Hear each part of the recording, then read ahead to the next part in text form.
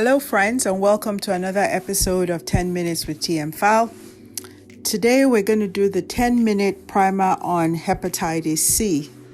Everything you need to know in 10 minutes or less. HCV is going to be the abbreviation for hepatitis C virus infection. So I'm an infectious disease physician and have been involved in hepatitis C treatment since 2001.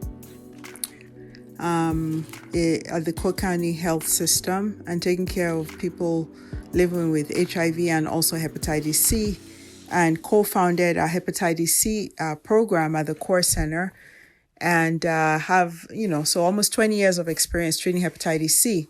So this primer is really to talk about hepatitis C for a general audience, and I'm hoping that at the end of this podcast you'll know enough about hepatitis C, the prevalence in the United States, what are the symptoms of hepatitis C, testing, linkage, and cure.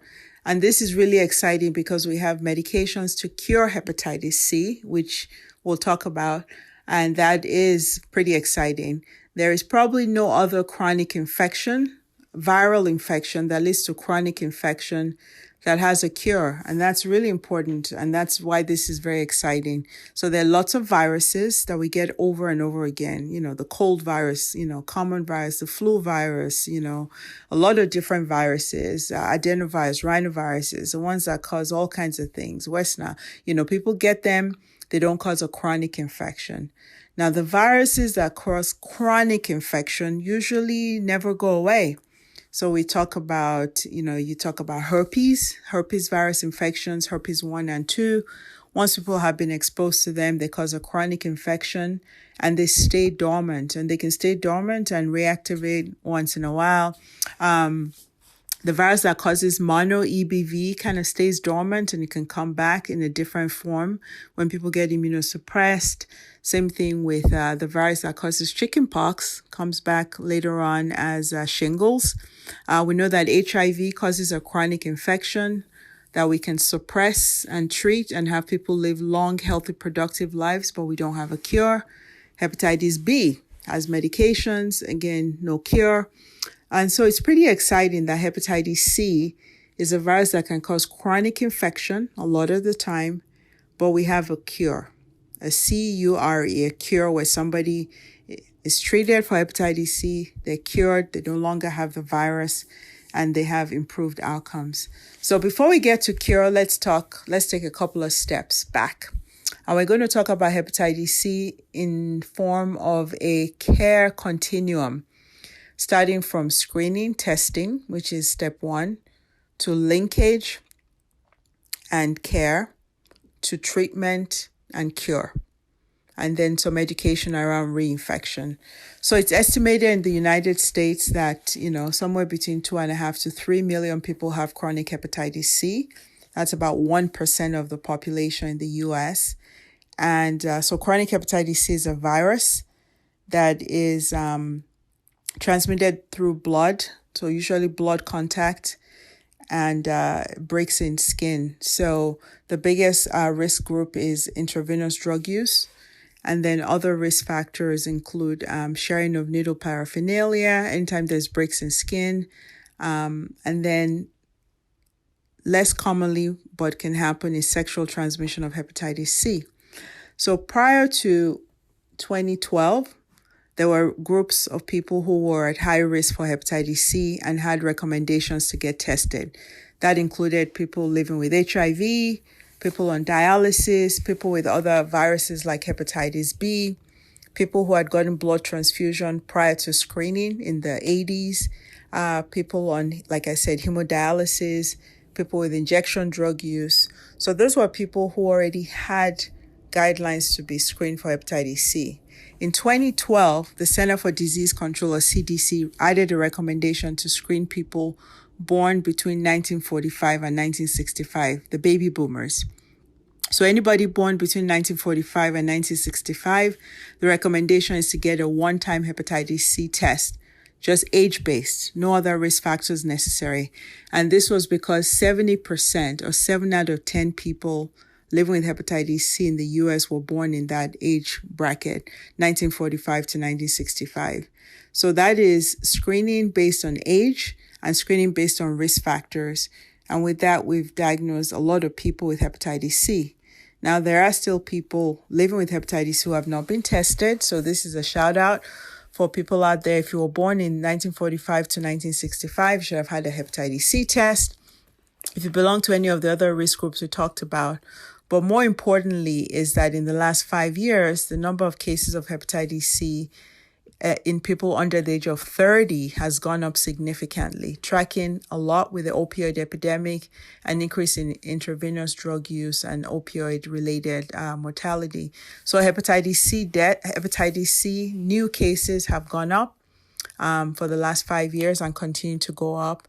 So we expect in the next, probably in the next year, that there will be guidelines that everybody in the US should at least get a one-time hepatitis C test, so that we have the risk-based testing already that was in place for a long time, the age-based testing for the baby boomers since 2012, and hopefully in 2020, we'll have a one-time test for everybody so we don't miss anybody in the age group.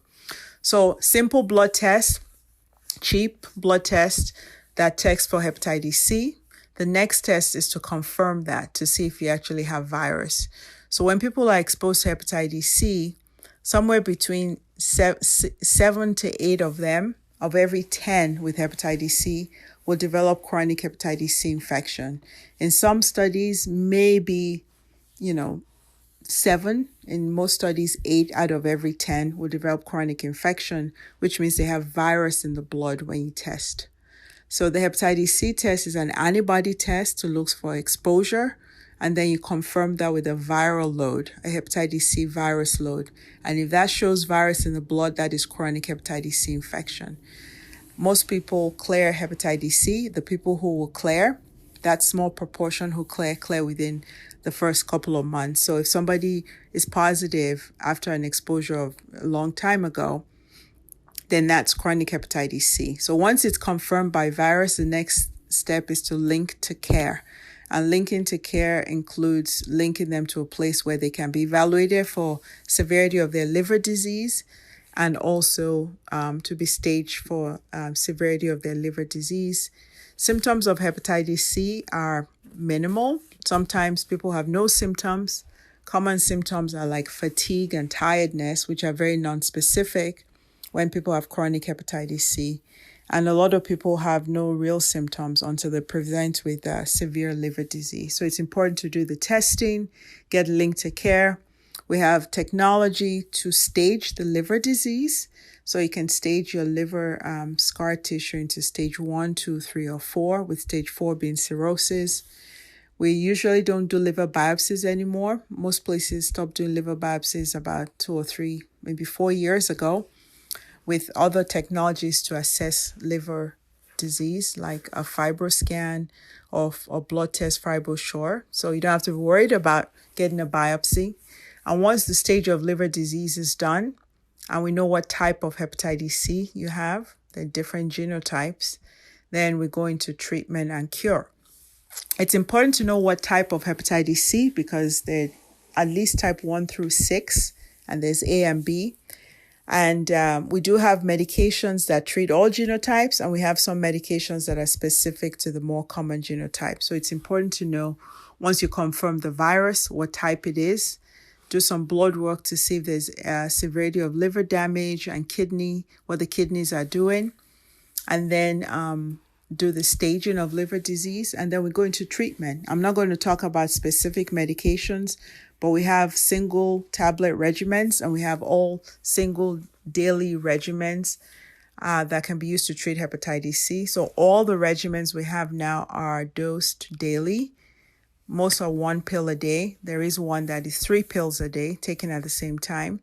And we have cure rates of over 95 to 98%. In some studies, 99%, which means that you can cure the overwhelming majority of people with hepatitis C. And treatments are anywhere from 8 weeks to 12 weeks, and with a cure rate of 98%. That's very impressive. Very well tolerated treatments, minimal side effects, if any, and patients do extremely well. When you cure the hepatitis C, the risk of liver damage goes down significantly. The risk of liver cirrhosis, liver cancer, liver deaths go down very significantly.